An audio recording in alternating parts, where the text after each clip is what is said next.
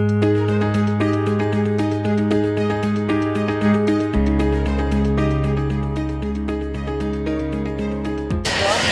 benvinguts de nou a aquest segon capítol, aquesta segona parada de Camping Summer. Estem al càmping Ampolla Platja, com podeu veure, davant d'un meravellós paisatge com és el Parc del Delta de l'Ebre.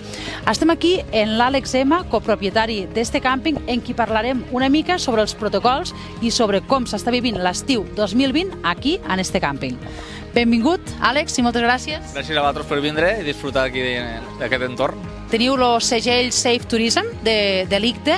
En què consisteix o què significa tindre aquest segell? Bueno, però realment tots hem estat molt preocupats a veure aquesta temporada com aniria. Nosaltres vam obrir l'1 de juny, vam envalentonar, gent de la zona només, gent de Terres de l'Ebre, Tarragona, complint tot el protocol, i ara hem vingut una auditoria i per veure si tot ho feien bé, ens han certificat amb el segell Safe Tourism. Què implica? Sí, però des d'un primer moment, desinfectar 6 vegades al dia tot, parc infantil, els sanitaris, recepció, respirar tot, obrir totes les finestres, tots els sanitaris, de tot el protocol, sobretot de recepció, amb el tema de les mampares, al supermercat. Quan la gent marxa a l'hamaca, els fem tombar-la perquè pugui anar el socorrista a desinfectar-la.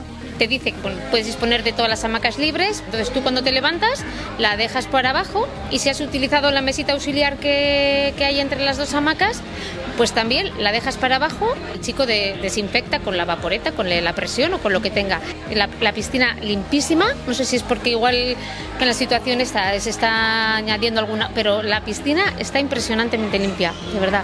Molt bé. I a nivell de bungalows, per exemple, que sí que és un espai més tancat i que té molts elements, tèxtils, etc., com se fa això en un bungalow? Tot el material de desinfecció i més personal de neteja per poder cobrir tota aquesta desinfecció. I sí, doncs, traiem tots els sofàs, les cortines, el tèxtil, hem comprat un nebulitzador que és per desinfectar tot el bungalow a tope perquè el següent client ho tingui tot ben desinfectat. Los bungalows, nosotros entramos al bungalow, nunca habíamos estado y yo me traje mi kit personal de la agüita, un frizz con agua con lejía, otro también desinfectante con olor. Estaba muy limpio, pero aún así yo con mi bayeta pues pasé, te imaginas que la limpieza la han hecho en plan general, pero es que luego cuando los vecinos de al lado, del bungalow de al lado y de enfrente se han marchado, he visto el equipo que entra a preparar el bungalow para los que llegan y me he quedado un equipo de 5 personas, uno dedicado a las ventanas, otro con la aspiradora y con la presión o con el vapor, con la vaporeta o las máquinas que han utilizado, sacando todo lo de los armarios, el tema de menaje y